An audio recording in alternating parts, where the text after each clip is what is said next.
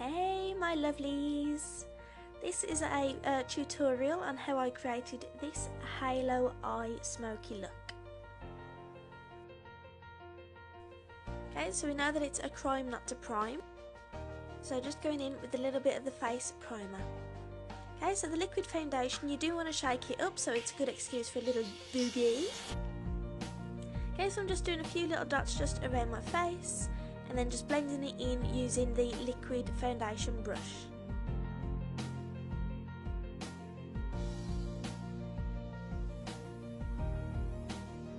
I have got the boys upstairs with me, so I do kind of get a little bit distracted here and there. So time for the magic. This is the wonderful concealer.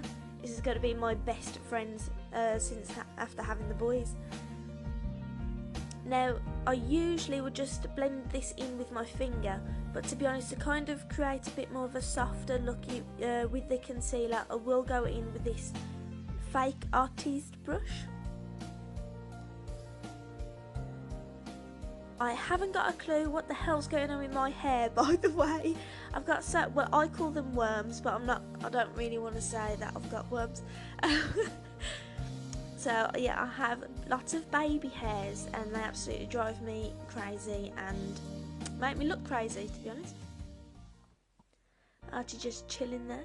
Okay, so I always apply it onto the centre of my face, so under the eyes, my forehead, down the centre of my nose and on my chin.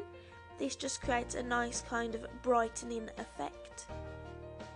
I also get quite red cheeks, so I do like to add little dots to like my jaw area, just to kind of hide that, but it also helps kind of contourish you without actually contouring.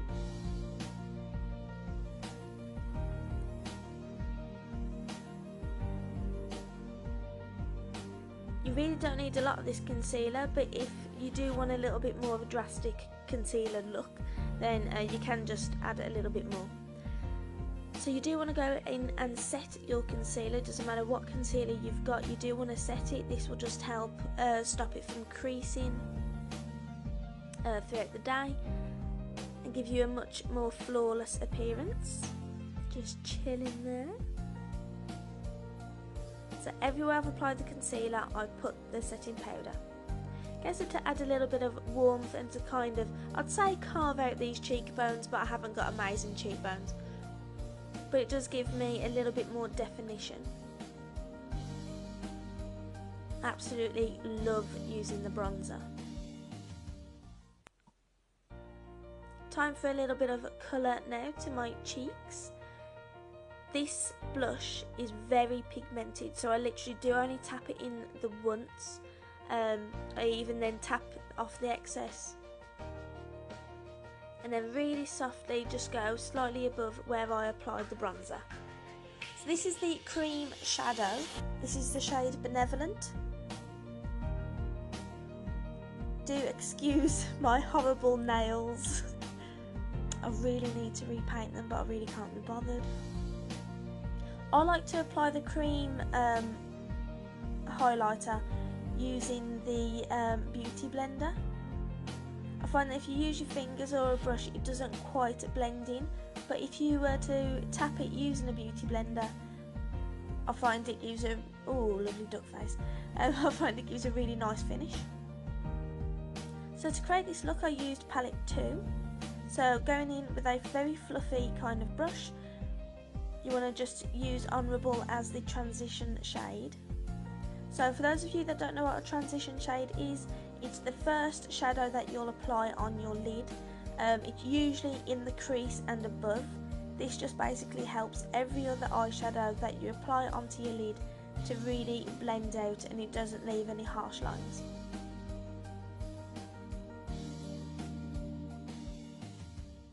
Going into Cocky now, which is a nice matte brown shade. So I'm just intensifying the crease area, focusing mainly, because this is a halo eye that I created, focusing on the inner and outer corner mainly. Now going in, this is sort of fluffy brush, but it's a lot more dense and compact than the previous brush. so it really packs on a lot more pigment. So even though this is exactly the same shade, this is still cocky. Because of the different brush that I'm using, it gives a completely different effect.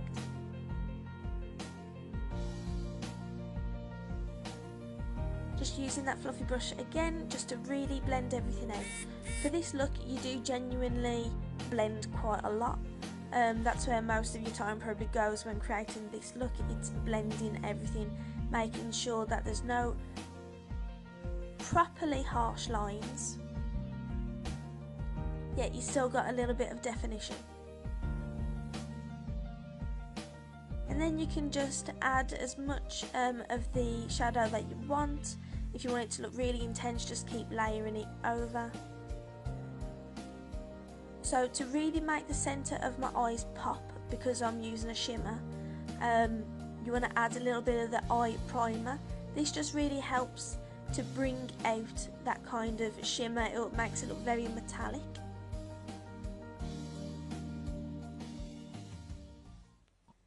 I'm not like sweeping the brush across, I'm literally tapping it on, patting it on top of the, I mean, come on, look at that.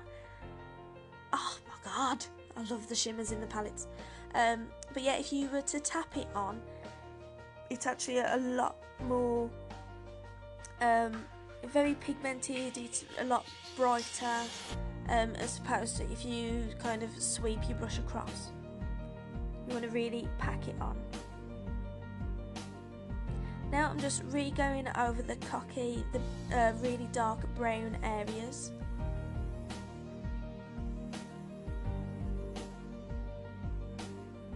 Okay, so perfect is the black shade. So I'm just doing my upper waterline, and then I applied it into my lower waterline, getting right into that inner corner as well. Don't worry if this bit gets a little bit messy, because you're going to smoke underneath your eye anyway. So you basically want to smoke out using the transition shade, and I'm going right to the inner corner and sweeping it right to the outer corner, and making sure that the upper and lower lid meet. Now just using a more of a squared off brush, I just went into cocky and really got as close to that lash line as you can get, just to really give a nice smoky appearance. Just taking a small, this is actually a lip brush, but you can use a pencil brush. Just want to add a little bit of brow bone highlight and a little bit of a highlight on the inner corner.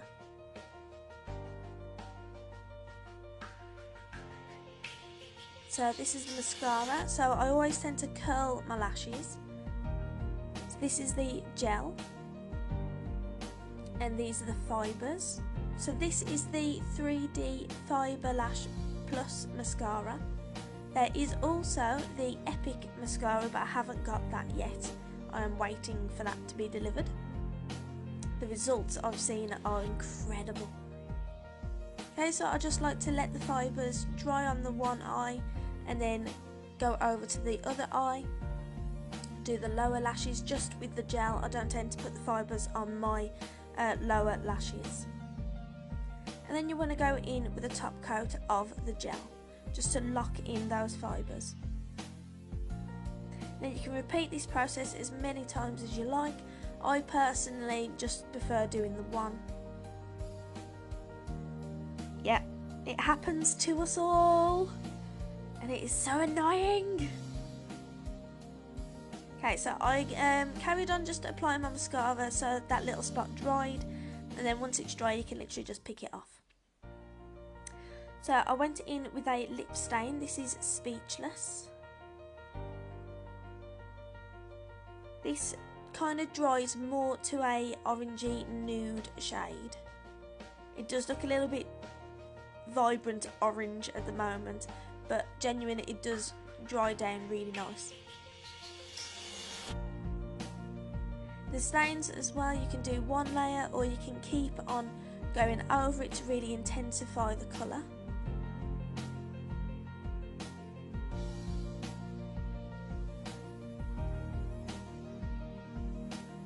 and because I love the shimmery eye, so I wanted a shimmery lip just to match. So I'm going in with a little bit of lip gloss in the shade Lovesick. I think these two colours paired together create a really nice lip colour. A nice little lip combo.